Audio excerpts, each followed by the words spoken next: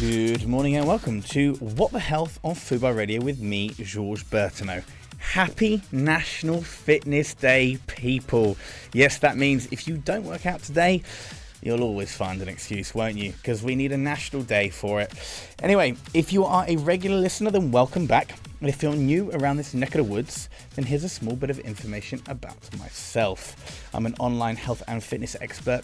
I have a BSc in sports rehabilitation, and I'm a former head of medical and performance in professional football. I've been a health and fitness expert for over a decade, and I've been helping real people feel better, move smarter, and get incredible results. If you are sick of dodgy influencers or people with incredible genetics giving you health advice online, you're in the right place, because each week I help you cut through the confusion of the internet. We discuss relevant topics and I help you get clarity on these topics so that you can make better decisions in your own health and fitness journey. Each week I'll be joined by expert guests as we dissect trends and we bust myths. Coming up on today's show, I'm going to be joined by fat loss and behavioural change specialist Storey Gordon about the biggest fads and gimmicks online. But first, I'll be joined by Sasha Kellali. Sasha, good morning. How are you? Hi, good morning. I'm good, thank you. How are you? I'm good, thank you very much. Did I pronounce your surname correctly, or was it completely butchered? No, that was absolutely perfect. No offence was made, then that's great. So, Sasha, you're a lymphatic drainage and wellbeing specialist with the Lymph Clinic. With the Lymph Clinic, that's right, Clinic, that's yes. correct, based in Cheshire. Perfect. Right. So, first of all, for the listeners, what is lymphatic drainage and why is it important? So, lymphatic drainage has been around for many, many years. It's basically moving the lymphatic system. A lot of the time it gets stuck in between the interstitial space, which is basically the space in between the cells in our body. It gets stuck and stagnated. We can end up with chronic diseases and disorders with so much stagnation there. So it's great to have these treatments to physically move the lymph so that it can be processed through the kidneys or through the liver or put back into the vascular system, back into the heart, so you reap the benefits of those hormones, the nutrients and the proteins that are in that fluid. Okay, so essentially it's a form of massage where you're moving fluids around the body and you're helping with the drainage system. Essentially, yeah, the lymphatic system is your drainage network. Okay. So it's basically like every single lymph node in your body is technically like a sink or a toilet, essentially. Okay. It's filtering constantly. Yeah. But lifestyle, has a huge part to play. If we lead sedentary jobs and we're sat down a lot, most of the time people are sat down eight hours a day, not really moving. The lymph is stagnated. Okay. A lot of people don't exercise. Again, it really doesn't help the lymph. Movement is is key. Mm-hmm. And diet as well. If you eat a lot of processed foods, high salt, high sugar, unfortunately, your body just hates that. And your body is then forced to hold on to fluid. Okay, so the lymphatic system will then cause us to retain more fluid, like you said. It's kind of like our sewage system where it gets clogged up and it needs to be moved around, and people don't really tend to get lymphatic drainage done often, do they? Would you say it's quite niche, or would you say it's it is niche. Yeah, it is niche. I think there's so many different ways you can treat people. You can treat, just for general well-being. A lot of our clients are menopausal. Mm-hmm. When you start going through different changes in life, you can hold on to fluid in so many different areas. We treat a lot of post-op clients, a lot of athletes that have had surgeries, pregnancy, a lot of fluid in the lower legs. So everybody has a lymphatic system at the end of the day. It's like your secret river of health, basically running through every part of your body apart from your hair and your nails. It's literally everywhere. And people don't pay it enough attention. There's starting to be more chatter now about the lymphatic system and what it does, which is great because it's a topic that I'm obsessed about. Yeah.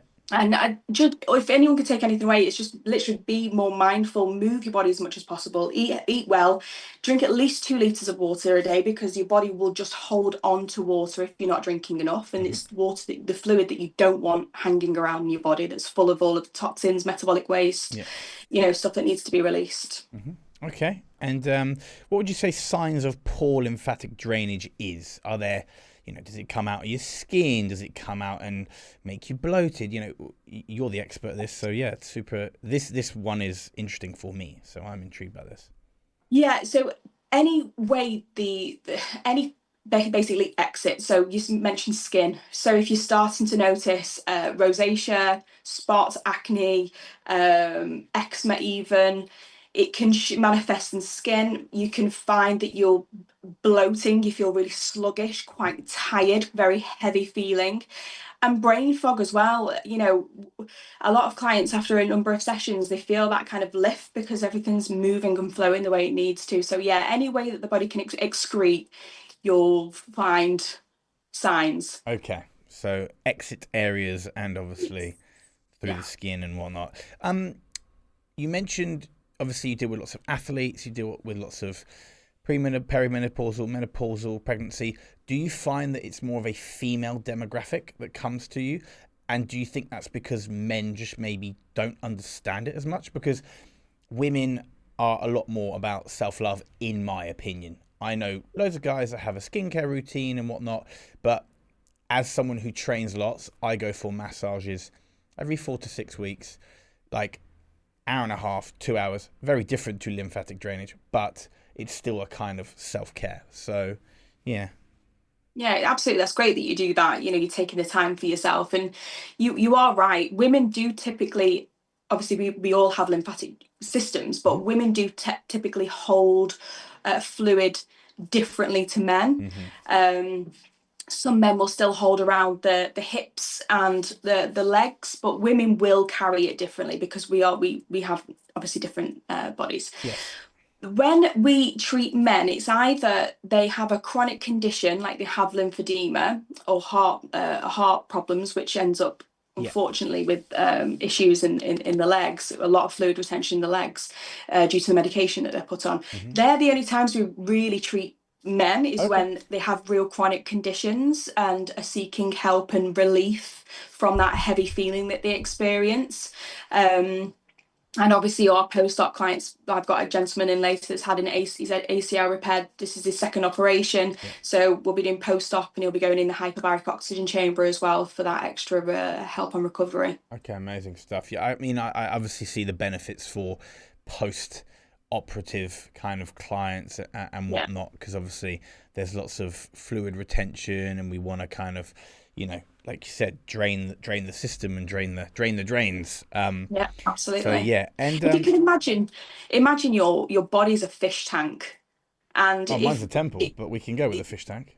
Yeah, a fish tank. Essentially, we're like an aquarium, and we want you want everything to thrive, and to do that, you've got to make sure that the filters are working. You've got to make sure that you've got the right food, you've got the right environment for you to really be able to thrive. But a lot of the time the things that we do externally or by our own choices do make for a very algae ridden tank, and that's why I think of it that way. Like a lymphatic drainage is like cleaning the filters of the body so that you can live and thrive a bit better. Yeah, no, I really like that analogy actually. A fish tank. Yeah, I like that. I actually really like that. I always say my body's like a temple, but the monkeys have been to the toilet way too many times. So Nice. Same kind of analogy. But yeah, I like the fish tank one. I think it's a little bit nicer. So, can lymphatic issues lead to chronic illness or fatigue? Yeah, massively. So if you can just imagine, in all of this fluid that's stuck, you have, the lymph is actually, it's double the amount of blood that's filtering throughout the body constantly. In that fluid, you've got toxins, you've got metabolic waste, which includes dead cancer cells as well. We don't want that stagnating in the body. We want that out. We want it to be filtered. We need to be detoxing it through the liver. We need to be excreting through the kidneys, through our bladder. We need to get it out of the system. So yes, in a nutshell, it can lead to chronic conditions. Okay. Any chronic illness in particular, or is it just? It's varied. I wouldn't say it's one thing. If you can imagine, everything starts from say. Your 20s will lead, or how you treat your body from like through your 20s through your 30s. I'm 37 myself, and I made lots of changes lifestyle wise. Mm. 9 years ago I stopped drinking. I really focused on my well-being and how I wanted to live when I'm 50, 60, 70, what I want to be like. And you have to make a decision, Mm-hmm. and I think it doesn't start when you're 16, you've just been diagnosed with something. It starts now. Oh, 100%. I say this all the time. I actually have an infograph where it's like 3 different pictures, and it's like, your heart problems didn't start in your 60s or 70s. They started in your 20s. Your diet. There's a good amount of things, but Yeah. I couldn't agree with you more. It's super important. It really is important. We get one body, we get one life. Why Yeah, wouldn't you? yeah. Well, It does baffle me sometimes, but as a business, my team, we're specialists. All we want to do is educate people to make yes. informed choices, make the right decisions. And part of our education is supporting our aftercare, Yeah. is making sure we're checking in, and supporting our clients as much as possible. Knowledge is power. At the end of the day, knowledge is power, and it's the most expensive currency, along with laughter, in my eyes. So, Yeah, agreed. Agreed. is it possible, going on from what you've just said, is it possible to prevent lymphatic buildup and or blockage? 100%, 100%. So movement is key. Your lymphatic system doesn't have a pump. Your blood has your heart pumping it around all day. Your Mm-hmm. lymphatic system relies on you Yeah. breathing those deep diaphragmatic breaths, and just moving your body, moving consciously. When I'm out walking the dog, I'm that person that I will move a bit more vigorously to get things moving. Yes. Because it really is key. In the car, you've got something called your soleus. It's like you're basically your second heartbeat. Yeah. That is when that's constantly moving. That is technically your pump. Yeah. So moving your body is super important. We have on our YouTube channel, there's well, and I don't know if you've ever heard of Dr. Perry Nicholson. He's an amazing doctor in Canada who came up with the lymphatic reset. We teach it to all of our clients. We do it at the beginning of our sessions as well, and it's something that you can just do at home. And you can head over to our YouTube and have a look at what to do. But it's super simple. It's something that creates a mind-body connection. You become more aware of that area. All of the lymph in your body drains to your collarbone, to your terminus just here. Yeah. And that's a mammoth job if you already have, heavy legs, fluid retention. You might be pregnant and you've got, all that extra weight, can be up to 3 stone, and you've got a lot of pressure there as well. Mm-hmm. So, yeah, there's loads you can do. Absolutely. Okay. And that leads on to kind of what can you do daily to support this healthy lymphatic flow? You've mentioned walking, you've mentioned water. Is there anything else? Are there any potentially bounce? Okay. Absolutely bounce. Love rebounding. If you can't afford a rebounder, literally just bounce. If you've got injury, you can still bounce. You don't have to leave the floor. As long as your heels can just touch the floor slightly as you do bounce, you've got that pressure change. And that's what you need to look for, is that it's literally changing pressure. We're working with water at the end of the day, and fluid, and it goes a lot slower as it goes down on the body. So we want to get that push back up. So bounce. One of my clients likes to bounce and brush. So when she's brushing her teeth, she'll bounce around the bedroom. Wow, that sounds sounds interesting. Just try it. Yeah, and you know what? It's fun as well. It puts a smile on your face. Yeah, I'm sure it does. There's lots of methods out there that, as long as it's putting a smile on your face as well, you're going to be more likely to want to do it, right? If you're doing it with a frown, just turn it upside down. How effective is manual lymphatic drainage therapy? Very effective. You can see, especially when working with lymphedema patients, they struggle. They have a compromised lymphatic system. That means that it doesn't essentially work as well as a healthy lymphatic system. It might be one of their legs might be draining into the other. Some lymph nodes just won't work. If women have had a mastectomy, then a lot of the lymph nodes will be taken from, like, for example, the axillary nodes under the arm. Yep. It's really, really hard for some people. So when we're working and we are manually moving, you can see the change. It's hard to explain. You can literally see the change as you're working, and it's one of the best jobs ever, because we are really affecting change. And especially, with lymphedema patients, we are making their lives better. Yeah, and I've actually seen, I know a lady who does this back home where I'm from, and the pre and post pictures are actually incredible. Like, you know, like I said, I've had multiple soft tissue treatment therapy sessions in my whole life. And you don't, yeah, you can see a different in, height of the shoulder and stuff, but actual visual change of shape, size of the body and like abdomen area is actually really impressive. So like from someone who's never had it, I've always been tempted because I've seen such positive results, and you know what people are like and we know what we're like as humans. You get that peer review, you get that visual proof. You're like, oh, it clearly does work. 100%. That's why we document pictures throughout, it's so important to see that change. And your view, believe it or not, your view down doesn't change much. So because you'll tense as you look down, so like when we do, for example, do the abdomen, so it really is important to document pictures. But you're so right. We do hold on to a lot of fluid, and it doesn't have to be there, and it shouldn't be there. It needs to be back where it should be, which is either in the lymphatic system or out of the body. Yeah. And are there any risks or side effects to having lymphatic massage? There always is with any kind of massage. We've just always got to make sure that if our clients have got, for example, high or low blood pressure, they're on the right medication. We adapt the treatment. If someone has varicose veins, we adapt everything. We work with the clients, but the majority of people can have lymphatic drainage treatments. Okay, nice. And last question. What one piece of advice would you give to someone that is maybe unsure? Obviously, trying it, I get it. But like, is there any advice you would give to someone who's maybe unsure or who's thought about it before? Is there anything that you would maybe be able to say to reassure someone? I mean, I've been a body worker for 20 years now, so I've trained in all different types of massage, sports massage, and this is quite possibly the most transformative treatment you can ever have. It's more than a massage. It's a medical treatment in my point of view. We're doing something that we're working with a system at the end of the day. We are moving your lymphatic system. We are helping, we're guiding, and you'd be crazy to not want to try it, to be honest. It's the best treatment I've ever done. Okay. That's all I can say. Sounds great. Amazing. Thank you so much. Really good information on that. So thank you. Sasha, where can people find you online, social media? You've mentioned YouTube.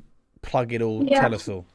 Yeah, so we're on Instagram, the Lymph Clinic _ at the end. YouTube channel is just the Lymph Clinic.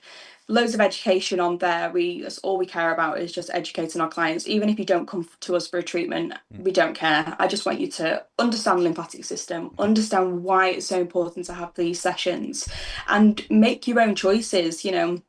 There's so much you can do at home, and just be really aware that your lifestyle really does play a part in your health and how, and it's the one thing you have control over. Just remember that. You have control over what you put in your mouth, how much you move, and thoughts as well. So just bear that in mind. Sasha, thank you so much for your time. Thank you for having me. Great rest of your day, and I will speak to you soon. Thank you. Thank you. Take care. Bye-bye. Right, guys, coming up after this short break, I'll be joined by Storey Gordon. Joining me now is Storey Gordon. Emma is a fat loss behavioral change specialist who's helped over 10,000 women lose fat with no fads, gimmicks, or bullshit supplements. Emma, good morning. How are you? I am very well. Thank you for having me on. Thank you very, very much for joining me. This is going to be a really, really interesting talk, I have no doubt. Right, so let's start with a little bit of background on you. Obviously, I've said that you're a fat loss and behavioral change specialist, but tell us more. Tell us more about you and kind of your journey. So I did the standard sports science degree at university. Nice, BSc. Yeah. Nice. With honours, obviously. Obviously. And then I moved on. I actually found that really interesting, but I was much more interested in the impact on health. So then I worked in type 2 diabetes and cardiovascular disease for a period of time. Okay. I then started a PhD on cancer and exercise, so specifically breast cancer and exercise. For various reasons, which I won't go into, didn't actually finish that. What I found was I don't know if you found this as well, but there's a lot of like barriers in academia. It goes way too slow for me. So I really wanted to build my own thing, build my own business, have less people to kind of have to okay my ideas. Very slow processes. So yeah, then I built my own business, and that's what we do now, is help people lose fat, especially women, especially perimenopausal women, without getting conned by all the misinformation online. Well, I mean, we know there's a lot of that online.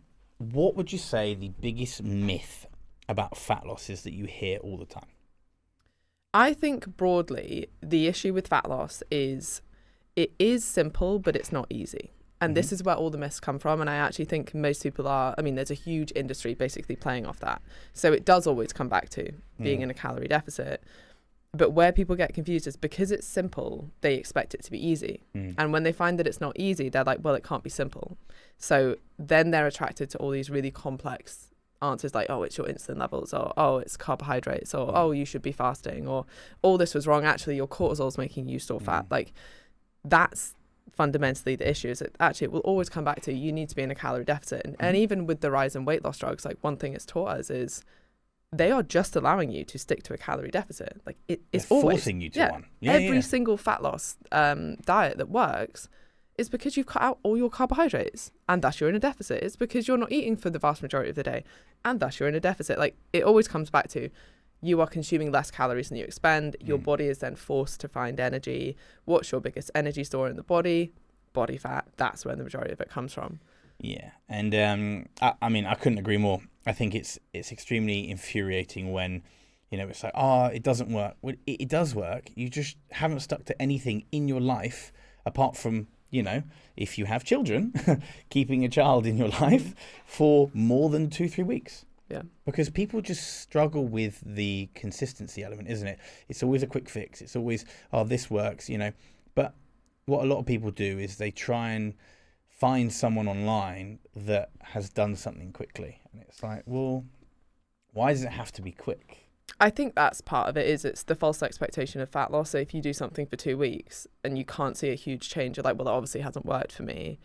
But actually, especially as women, and most women will solely rely on the scale weight to show them progress. And you could very easily lose 2 pounds of fat in a week and still be up on the scales if, for example, it's the week before your menstrual cycle and you're someone who retains a bit of water beforehand. So just looking at the scales doesn't work. And then I completely understand it. Then you get disheartened. Then you think it doesn't work. So then you give up. Or you respond in one of two ways. You either give up because you think it doesn't work and you've put in a load of effort, or you massively over-restrict because you're like, right, well, 1,500 calories. I didn't lose 2 pounds this week, so I'm going to cut it down to 1,000. Then you're never able to stick to it because nobody, I've been doing this 15 years. It's not about willpower. Nobody can stick to that. Like, it's ridiculously low calories. When you do over-restrict, inevitably you will overindulge. And then you don't have, like you said, the adherence, the consistency. Yeah. And I find that most of my female clients that join me, I end up putting on more food because they're on 11, 12, 13, 1,400 calories. And I'm like, pretty sure newborn babies are meant to be on that kind of food. Like, you're a fully grown adult. How do you function? How do you think? How do you do?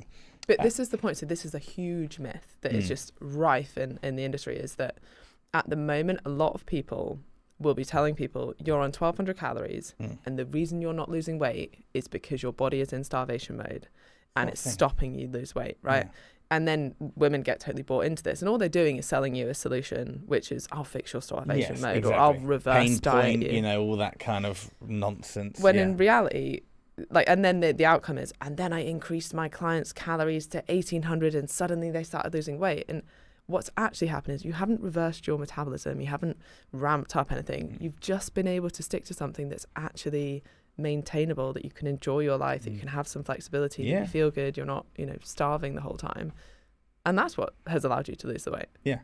No, I agree. And I think it's also little things like people don't realize what's in food. So I don't make my clients track everything all the time. But I want to educate them. I want them to understand about it. I had a girl who was like, oh, mayonnaise, full fat mayonnaise, great. She wasn't weighing it, so she was just saying 20 grams. Mm. It was like 50, 55 grams. Olive oil is one. I don't mind cooking with olive oil from time to time, but I weigh it, tablespoon, teaspoon, whatever. And it's like these little things, they add up, and it's like people don't include them. So it's like, oh, I'm in a calorie deficit, but you haven't included this, that. Or liquid that. calories. And I think you're especially right with, I'm not an advocate of tracking every single thing, but I do think it's an important thing to do initially. Like if you've ever... Education. Yeah, if you've ever tracked an actual portion of granola, it's depressing, right? It's like, wow, there's almost nothing in there. But all the things you've mentioned there are high in fat. Yeah. And that's like over double the calories of carbohydrates and protein. Yeah. So if you are going to track anything, it would be things like olive oil, because or even like peanut butter. Well, you know, like one person's spreading on toast is very different than somebody else's, and that can be over double the calories, and then you're wondering why you're doing all the right things and not losing weight. Yeah. Now, how important is strength training for fat loss? For fat loss, not important at all. For health, body composition, massively important. Like I would have every single client do it, whether they're trying to lose fat or not. Yeah. Like this is just like an essential for being healthy. But when it comes specifically to losing fat, has no relevance whatsoever. Okay. So I mean, I agree because of changing body composition. That's the reason why, right? Because if you're building muscle tissue and the scales are staying the same, but you're looking better, and it's like, oh, why aren't the scales moving? It's like, well, you're in your first 3 years of lifting. And your first 3 years, you're going to get probably more gains than you are in your third to your 9th year, right? So those beginner gains are astronomically good. So stop worrying about the scales, like you said at the start. You know, it's all about waist measurements. It's all about arm measurements, leg measurements. The scales, I think, are a good guide, but I also think that so many people get scared and put off by them. I have some clients that weigh themselves once a month, which I don't like, because it's like, well, we don't always know we're going in the right direction. Yeah, it's useful to have a lot of it's useful to have a lot of data, and I find that people go one of two ways. I normally suggest that people weigh themselves first thing in the morning, every single morning, and then, like every day. Yeah, and then take the average. No, sorry, actually, I don't take the average. I take the lowest of the week, because when you take the average, you're kind of accounting for a lot of noise, which is irrelevant. So you remove that noise, you take the lowest from the week, and you compare that week on week. Okay, I like that. I think that's interesting. The highest data, like that's the best data you can get. Yeah. And what you'll find is this is just dependent on the person, but either people absolutely hate that, and if they're even half a pound up, it ruins their whole day, or week. Or people are like, oh my God, I fluctuate so much every day. It literally cannot possibly be body fat.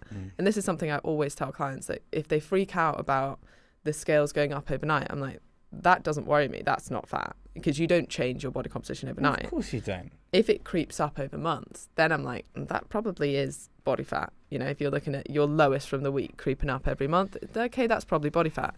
Day to day, you know, if you put on 3 pounds overnight, that's almost reassuring, because there's no way that you've put on 3 pounds of fat overnight. Impossible. Like, genuinely, like, and the mass of food. Yeah. You know, like, people don't understand that. They're like, you know, I know some females that don't go to the toilet that often. So it's like, oh, I'm heavy. And I'm like, you've not been to the toilet. Like, you do realize, so I ate a kilo's worth of food. It's not just evaporated. It's not just disappeared. You know, it's like, but again, I think a lot of fat loss is sometimes more logical than people realize. And we just want to overcomplicate it with, like we said, the fats and the gimmicks and so on. Now, how important is cutting carbs to lose fat? It's not important at all. I mean, you can lose fat on a high carb diet, you can lose fat on a low carb diet, and we have a ton of data to prove this. The common denominator is a calorie deficit. The reason I often will cut carbs for clients is because most people overeat carbohydrates. Okay. So it's a way of cutting calories. You obviously want to have like an essential level of fat, because you need fat from your diet for health. And then an essential level of protein, because again, you need protein from your diet for health. You don't technically need carbohydrates, because you can create them yourself in your body. I don't advocate a massively low carb diet, but I do find that with some people who really struggle with hunger, lower carbohydrate does mitigate hunger to an extent. Other people will respond in a different way and feel quite restricted, not eating carbs, but there's no magic in any way that you decide to do it. If you're like, oh, I much prefer having like more carbs, fine, absolutely fine. As long as you're creating a deficit, it doesn't really matter either way. Yeah, and I think by the sounds of it, you aren't one of those individuals which is one shoe fits all. I see people time and time again online. It's like, in 8 weeks, I can help you lose 21 pounds. And you're not even knowing if you have 21 pounds to lose. And you're like, oh my God, this is amazing. They must. What system do they use? Keto. Okay, so if you go from, let's say, 300 grams of carbs to 50 grams of carbs, well, like, think about the water weight that you're going to drop. It's not just the calorie deficit. You're also going to think about the water leaving your body. So what would you say the most common mistake people make when they're trying to lose fat? Trying to do it too quickly, which I think we've covered a bit, but trying to drop weight very quickly, trying to go far too low with calories, relying solely on the scales. Also trying to do what somebody else is doing as opposed to thinking what's going to fit with their life and their preferences. Lifestyle, yeah, and just not sticking to the basics. Like, once you understand the fundamentals, then the lesson is like, okay, how do I fit that into my life in a way that's going to work for me? And if for me that means I really like, I don't know, drinking wine twice a week, okay, well, that might need to stay in. For somebody else, it might be, let's cut alcohol altogether because it doesn't really benefit you. And then making sure that your calorie target is right for you. When you point this out, it seems so obvious, but a lot of people, I think, almost ignore the fact that if you're like, I don't know, a 6 foot tall woman who's very active, who trains numerous times a day, who's doing 12,000 steps a day, like, your energy expenditure is going to be so much higher than a small woman who's not particularly active, who doesn't really exercise much and works an office job. The size of your deficit percentage wise might be similar, but your calorie targets need to be significantly different. Of course. And this is what a lot of the arguments are about, because someone will come and say, oh, I could never stick to 1,500 calories. It's ridiculous, blah, blah, blah. And I'm like, yeah, because you expend so much more that you wouldn't need to stick to that lower calories. Now, I work with a lot of small women, and I kind of specified, like, I specifically talk about this as well, because I think they're often overlooked a little bit. And then people will claim things like, you know, you should just be eating 1,800 calories. And I'm like, that's their maintenance needs. So you do need to eat less than that. But it's simply because you're expending less energy because you're a smaller person. Yeah, well, you do. Like, I heard someone do a presentation once. He was like, if you're below 5'3", I'm sorry, but you just have to do that much more to get the same results as someone else because you're smaller. Yeah. And that's it. Like, the harsh reality is just, you know, height and weight play a huge factor. You know, that first month, you know, people that are really, really big lose a stone. They're like, oh my God, I can do this every month. And I'm like, no. No, but then the other point is, like, nor would you want to. Like, then, once you don't have the fat to lose, it's like, then you can stop, like, obsessing over losing the weight. Now, weight loss injections, we mentioned it briefly. I want to hear your take on it, because obviously we want to go on to kind of all the fads and the gimmicks and all the supplements and whatnot. So give me your views on weight loss injections. Do you think they're good? Do you think they're bad? Do you think they have a purpose? And where do you kind of sit in that? I don't think they're good or bad. I think they're a tool, much like with anything else. For some people, they are literally life-saving and changing, especially if you're someone who's obese or you're type 2 diabetic, or you have, like, comorbidities of obesity. Like, these can literally save your life and improve your quality of life so much. Obviously, there are some people who will, like any drug, take these drugs when they shouldn't necessarily be taking them. That would be like a whole nother discussion. And I do think that they're going to become more and more and more popular. And I don't think they're a bad thing. The main way that they're working is suppressing your appetite so you eat less.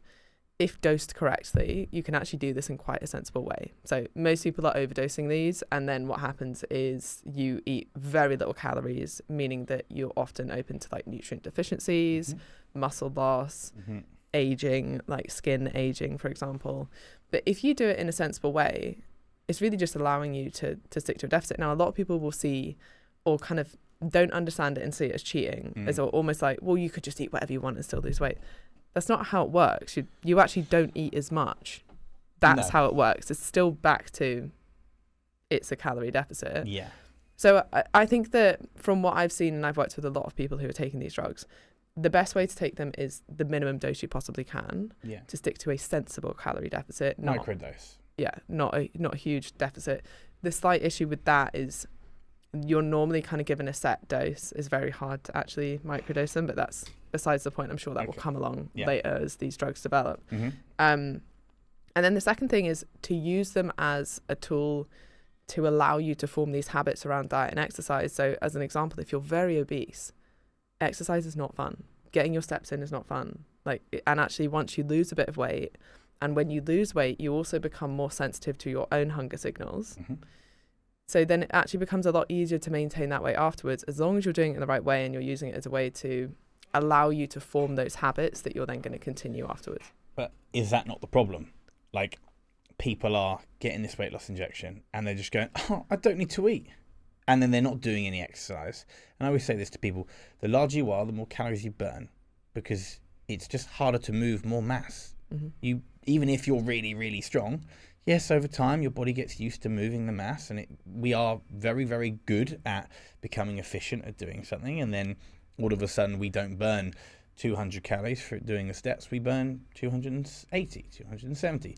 Like when you lose weight, the deficit gets smaller, I mean, your maintenance, gets smaller. So it's like I just feel that a lot of people are taking them and they are not doing anything. And then all the research backs, like 70% of people within a year of stopping weight loss injections put it all back on and more. So that's 70% of people who are not doing the habits, they're not doing the water, they're not doing the food, and they're just going, and then what? We're going to take it again, and then we're going to stop, take it again, stop, take it again, stop. So my argument would be that's actually better rates than dieting alone.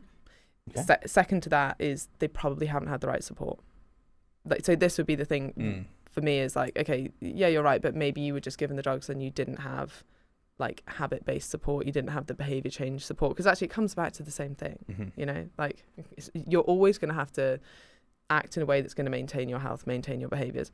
I think exercise is so unbelievably important, and I do agree that some people are taking these drugs and being like, oh well, now I don't have to go to the gym. That's the worst thing you could possibly do, because now you're going to lose muscle mass with your fat mass as well. And then actually what tends to happen is with those people, they stop going to the gym, they take these drugs, they lose a lot of weight. A lot of that weight is also muscle. And then they put back on the weight when they come off the drugs, but now they have even less muscle. So they're actually in a worse position than when they started. BMR's lower and stuff, So, and your metabolic health, more to the point. Well, So yeah, it is problematic, but I don't think that just because some people are taking it wrong, you should kind of blanket well, it must all be bad. I actually think that there should be just more support generally. Yeah, but I think it's also because it's so easily accessible, right? I'm pretty sure if I wanted to, I could go online right now. You would have to lie. And order it. So really. So you would have to show, I mean, you can easily kind of doctor photos and stuff. My BMI would say that I'm morbidly obese. Okay. I'm 120 kilos. I'm 6'1". I'm not fat. Yeah. I have a lot of muscle but tissue. But to be fair, you are an outlier, right? Yeah. The vast majority of people who are obese on a BMI scale aren't muscular. No, they're not. And actually, they do look at photographs. So they would probably see, you don't have a huge amount. He looks all right. Yeah. He's a little bit soft in the middle, but he'll be all right. Okay. But you're right. I think there'll be more and more available. And look, if you've got money, you can probably get everything. But this is also the problem. I ran into quite a few people at the start when it was, throughout the whole year, a lot of people are like, can't afford coaching. And then they go and get a weight loss injection. And it's like, but you couldn't afford coaching. And I've done so well. And then 6 months later, they're in my DMs again, and they're like, "Oh my God, you won't believe it! I put the weight back on." I'm just like I have had clients that have signed up with me, and they do both. They let me help them, they let me coach them, but they also have the money to do the injections. And I always say to them, if you're going to do it, lowest dosage possible. You're never going up. When you're starting to get a little bit more hungry, it's not the end of the world. It just means that your body's got used to it, and that actually food is important for us. Yep. So we don't want to be deficient. We do not want to neglect food, because so many people that are like, I can't concentrate, I can't focus. How many milligrams are you on? 10? 10? The highest dosage, or whatever it is. And it's it's frightening. So, but knowledge is key. Knowledge is power with and I think there's always having a plan to come off them. It was quite interesting a couple of weeks ago when they doubled the price of Mounjaro, and I had a lot of people wanting to come off, and in a way I thought it was quite a good thing. I think it's a good thing because it's now, people are wanting to they want to keep the results. It's like, what do I now need to do? You need to implement the habits. You need to implement, a little bit more walking, more water, a little bit less food, or probably right now a little bit more food. And before you know it, you're starting to feel perkier. Your weight's not shot back up, and you're like, oh, I feel kind of better. It's good because we're building habits. We don't miss 2 days in a row. Rule number 1: never miss 2 days in a row. I like that. Start of a new habit, otherwise, isn't it? Yeah. Because you go back to the old routine. I don't let clients have cheat meals 7 days, every 7 days. It's every 10. Because it's one less a month. And it's also, if you do it every week, well, guess what? It's a weekly cycle. Yeah. So you do really well Monday, Tuesday, Wednesday. Thursday, you fall off because it's the new Friday. Friday is actually Friday. Saturday, well, I've got the kids and I got this. And then Sunday, we're all sat on the sofa doing nothing. It's just a rinse and repeat. So you're really good 3-4 days of the week, and then you're dross the rest. And, you're living in the same, echo chamber. And it's hard to get out of that cycle because then you start to over-restrict Monday to Wednesday to make up for the fact that you're probably going to overeat. The 4-3 diet, actually, or the 5-2. But actually, the reason that you're then feeling like you need to overeat on the Thursday, Friday, Saturday is because you have been massively over-restricting to try and make up for that. Yeah. So you do at some point have to just kind of break that and start fueling yourself. Now, we are actually really short on time, and we've been chit-chatting away, but quickly, supplements, juice shakes, things like that. Where do you stand with it all? There's very few supplements there's almost no supplements that anyone needs. There's very few that I would actually recommend. Most of them are playing on people's insecurities and are just huge marketing hypes. So you save yourself a lot of money by just eating a good balanced diet. Now, do you think people are wanting to drink their calories because it's more convenient as well? I don't think so, no. No? And you'll find it's far less satiating. Oh, yeah. I think people are looking for an easy fix, for sure, but they're often very expensive. And you're going to feel much better eating a chicken salad compared to just always having a protein shake. Yeah. True. Yeah. Very true. So, going on to protein. You think food volume is more important for fat loss than protein, or do you think protein is more important? They are both important, right? And I know that I wrote this online. Yeah. I think the reason I said that is that not enough people talk about food volume. Yeah. And actually, if you think about by the way that I mean food volume is that the amount of calories that you can eat, or the amount of food you can eat for a given calorie portion, right? Yeah. So you could have like veggies, for example. You could have a very small portion, which is always going to leave you wanting more, or you could have for the same calories, like for example, a huge salad or something. You're going to feel way more satiated after that. Of course, protein's also satiating, but actually, when you look at the research, food volume is has a bigger impact on satiety than protein. Okay. So it's really important that you eat enough volume of food. Yeah. And this is often why people say when they're on like low carb diets, like I'm eating more, but I'm losing weight. And they're like, it must be the carbs, but it's actually you're eating less calories, but you're eating more food. But a white potato is the most satiating food on the planet. So why would we avoid this? This is what frustrates me, right? I look at the satiety index all the time. I've spoken about it on here. Probably I'm blue in the face right now, and it's little things like that. It's like, well, veggies have carbs, and technically, if you go and have a kilo's worth of veggies in a day, you'd probably be quite high on carbs. So I think I agree with you with the volume sense. It's more starchy carbs. So reducing things like bread and pasta and rice, which actually has like very low food volume, and replacing it with a ton of veg, like you can eat a hell of a lot more of that. And then I think the problem with potatoes is when they did the satiety index, no one eats a potato on its own. With all of these foods, it's like, okay. We're looking at them as singular foods. Exactly, right. That, normally the potato is actually chips, or the potato is covered in butter, or, it's within something or in the context of something else. So that's why a lot of people will overeat on those kind of foods. Yeah, I think with, I'm a big fan of of literally a jacket potato or something like that, and I just don't think that you can go wrong. Like I often suggest a jacket potato. Underrated. Oh, Yeah. so underrated. Because like carbs, protein, you get beans with five, you get some tuna, whatever, a bit of cheese. I think they're great. I think they have a really, really good place in my heart, that's for sure.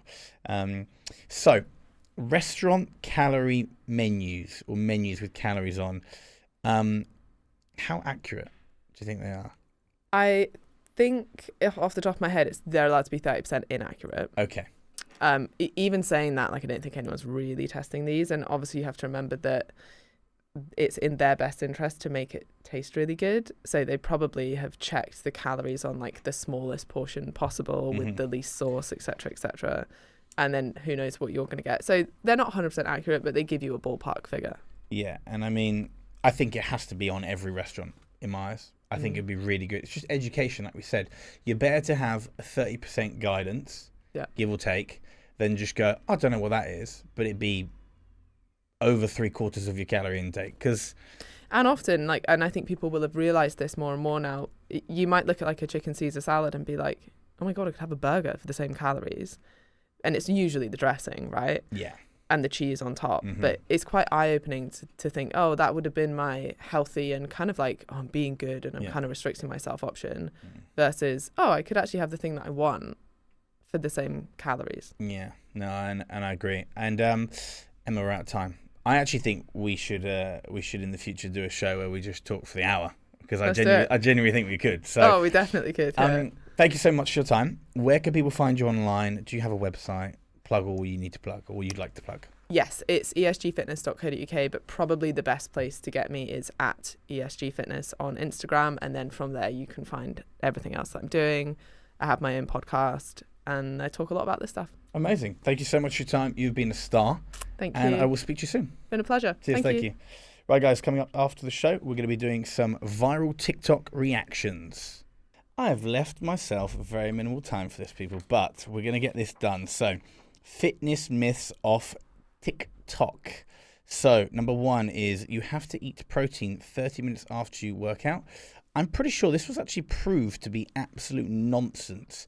It's actually like a 24 to 48 hour window is the perfect time. So as long as you get the food in within a couple of hours or the next day, your body is going to receive and take it on board. Number two, if you're not sweating, it's not a good workout. Absolute nonsense. Ever heard of a decent strength session?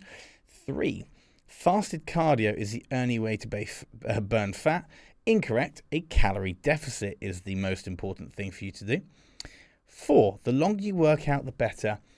I actually agree with this, because the quality of your set is more important than the speed of your session.